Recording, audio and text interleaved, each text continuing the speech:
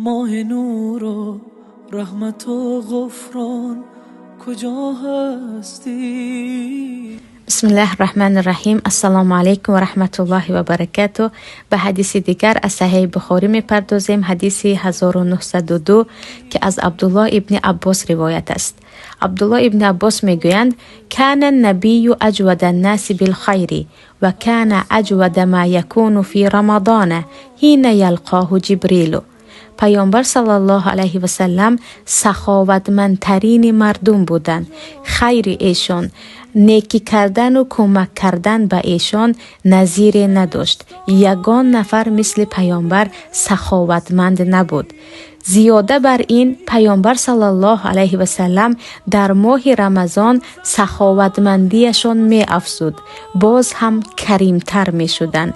علل خصوص که در این ماه هر شب با جبرائیل ملاقات داشتند یا خود با جبرائیل روبرو می شدند.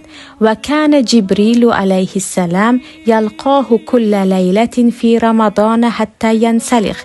عبدالله ابن عباس میگویند و جبرائیل علیه السلام هر شب با پیامبر روبرو می شد و تا زمانی که شب سپری نمی گشت در نزد پیامبر بود. یعرض علیه النبی صلی الله علیه و سلم القرآن و پیامبر قرآنشان را به جبرائیل تکرار میکردند یا خود در نزد جبرائیل تمام قرآن را هر شب یک جزئی ختم میکردند. فاذا لقیه جبریل علیه السلام کان اجود بالخیر من ریح المرسله.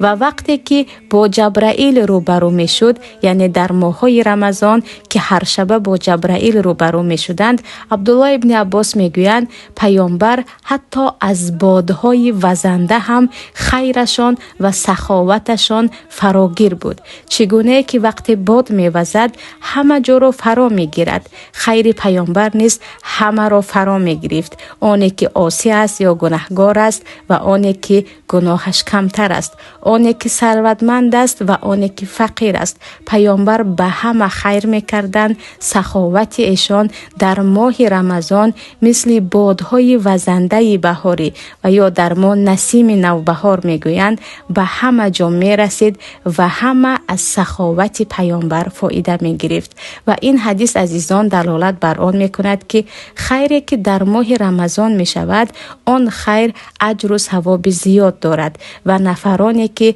در حیات خود همیشه خیر میکنند البته اجر و ثواب میگیرند، اما وقتی در ماه رمضان باز زیادتر خیر میکنند. این سنت پیامبر و پیروی از پیامبر است که پیامبر مثل نسیم نوبهاران خیراتشان همه جا را فرا میگرفت.